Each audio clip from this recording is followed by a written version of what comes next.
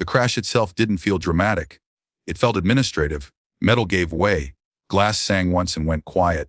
And then there was a list in my head I started checking through without panic. Am I breathing? Can I move my hands? Where is my son? Is he crying? Is that good or bad? A nurse later asked me if I remembered the sound of impact. I didn't. I remembered the weight of my son in my arms when I unbuckled him, the way his body shook, and then stilled when I said his name. I remembered thinking, stay awake, like that was something you could command. At the hospital, everything had a number: blood pressure, time, room.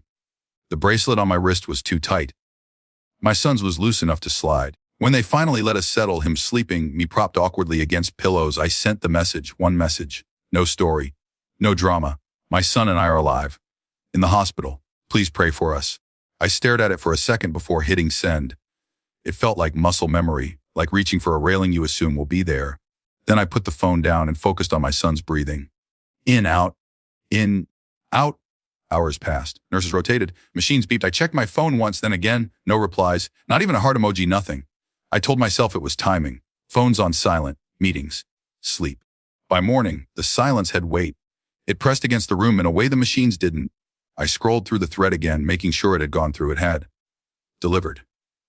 Seen. Later that day, while my son watched cartoons without really watching them, I opened social media out of habit.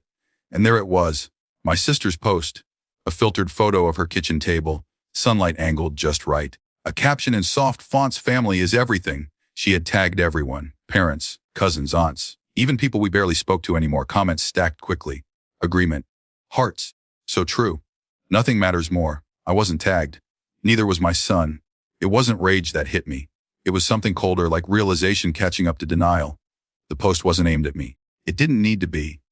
It functioned perfectly without acknowledging we existed at all. That night, I lay awake in the hospital chair, listening to my son breathe and wondering when silence becomes an answer instead of an accident. The next 2 days blurred into routine. Doctors came and went. Pain ebbed and surged. I learned how to help my son use a plastic cup without pulling his IV.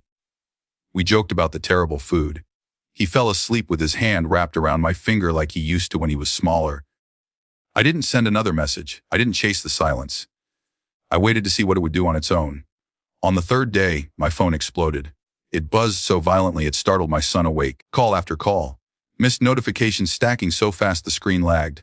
48 missed calls from my father. 1 voicemail. Pick up no hello, no question, no mention of the crash.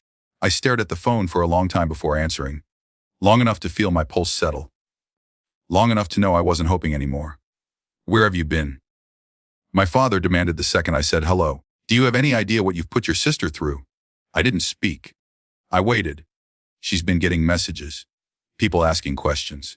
Saying you're in the hospital. Why would you air something like that without calling first? I closed my eyes. We were in a car accident, I said. My voice sounded far away to me. My son and I, that's not the point. He cut in. The point is how it looks. She had to explain herself. You made it seem like what? I asked quietly. There was a pause just long enough to tell me he was choosing words, not feelings. Like we didn't care, he said. And now people are talking. Something shifted then. Not snapped, settled. I understood suddenly and completely why no one had replied. My pain had been inconvenient. My survival had been poorly timed. I wasn't ignored because they didn't see me. I was ignored because acknowledging me would have disrupted the story they preferred. My son has a concussion, I said. I couldn't lift my arm for 2 days. Another pause. Shorter this time. Well, he said, you're obviously okay enough to argue. I felt tired in a way sleep wouldn't fix. I'm not arguing, I said. He kept talking. About respect. About family unity. About how my sister had done nothing wrong.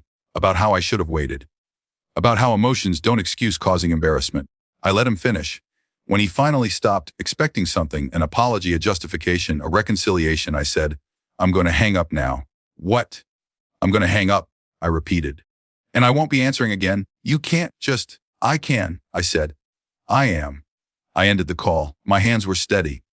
That surprised me more than anything. I blocked the numbers that night. Not dramatically. One by one. Parents, sister, a few cousins who had learned proximity without responsibility. There was no rush of freedom, no triumph. Just a quiet, hollow space where expectation used to live. When we were discharged, I drove us home carefully, hyper-aware of every sound. At home, life resumed in smaller pieces. Ice packs, homework done slowly, lauder that arrived unexpectedly. Sometimes late at night, doubt crept in, questions with familiar edges. Was I too harsh? Would this feel different later? Am I exaggerating? But then I remembered the message I sent, how small it was, how human, and I remembered the silence that followed. I didn't replace my family.